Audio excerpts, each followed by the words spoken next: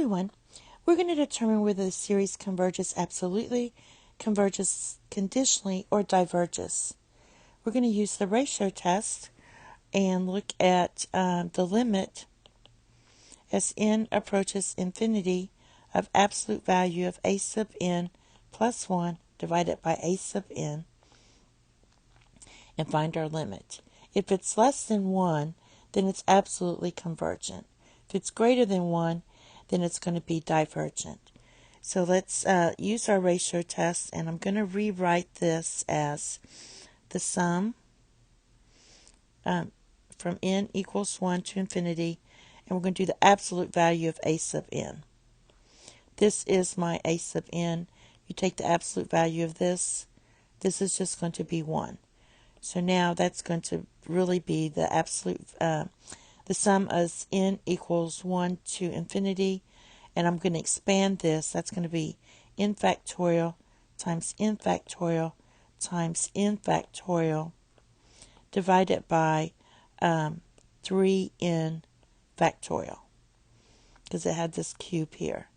All right, now substituting in our formula for the ratio test, we're going to get this equals the limit as n approaches infinity of the absolute value of, now for our numerator, we're going to get n plus 1 factorial times n plus 1 factorial times n plus 1 factorial divided by, and when you add 1, this is going to be 3n plus 3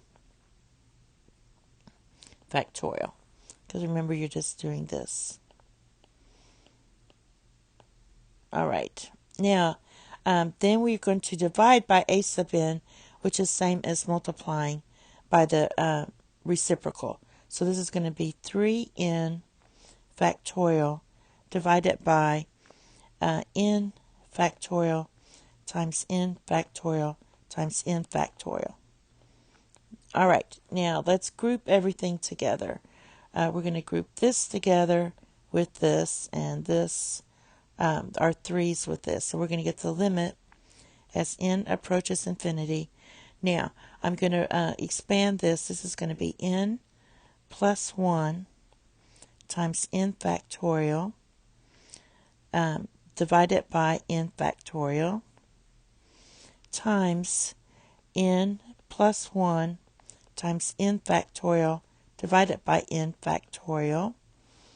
And we still have n plus 1 factorial divided by n factorial. So I took care of this piece and this piece.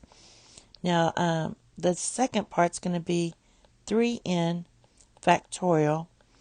And then this is going to end up being 3n plus 3 times 3n plus 2 times 3n plus 1 times n 3n factorial. And I'm getting too close there.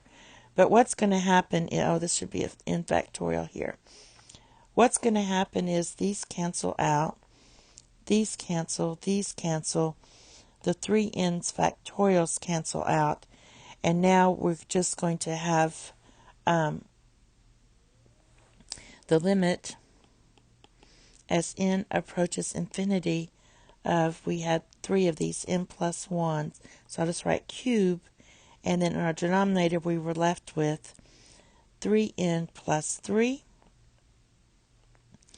times 3n plus 2 times 3n plus 1.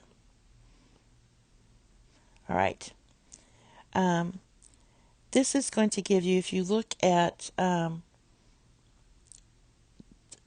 let's just look at our n's. So basically, if you look at the n, this is going to be n cubed. And this right here is going to be 27n cubed. So when you're taking the limit as n approaches infinity, this is just going to equal 1 divided by 27. When you're taking the limit, just look at your highest degree, since the degrees were the same. and this is less than 1. So this series converges absolutely.